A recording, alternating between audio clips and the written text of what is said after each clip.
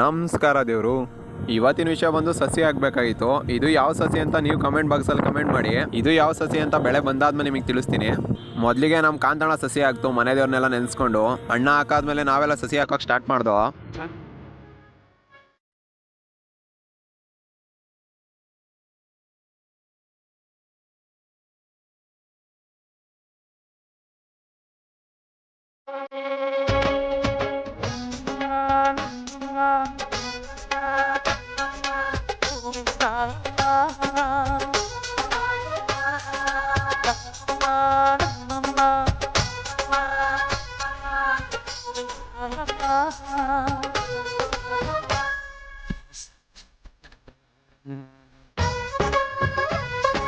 ಇವತ್ತಿಗೆ ಸಸಿ ಹಾಕಿದ ಕೆಲಸ ಮುಗೀತು. ಇನ್ಮೇಲಿಂದ ನಮ್ಮ ಕಾಂತಣ್ಣ ಹೊಲ ಕಾಯ್ಬೇಕು. ಯಾಕಂತಂದ್ರೆ ಇಲ್ಲಿ ಕಾಡು ಪ್ರಾಣಿಗಳ ಸಮಸ್ಯೆ ಜಾಸ್ತಿ ಐತೆ. ಪ್ರತಿಯೊಬ್ರು ರೈತರು ತಾವು ಬೆಳೆದಿರೋ ಬೆಳೆ ಕೈಗೆ ಬರೋವರೆಗೂ ಹಲವಾರು ಸಮಸ್ಯೆನ ಎದುರಿಸ್ತಾರೆ.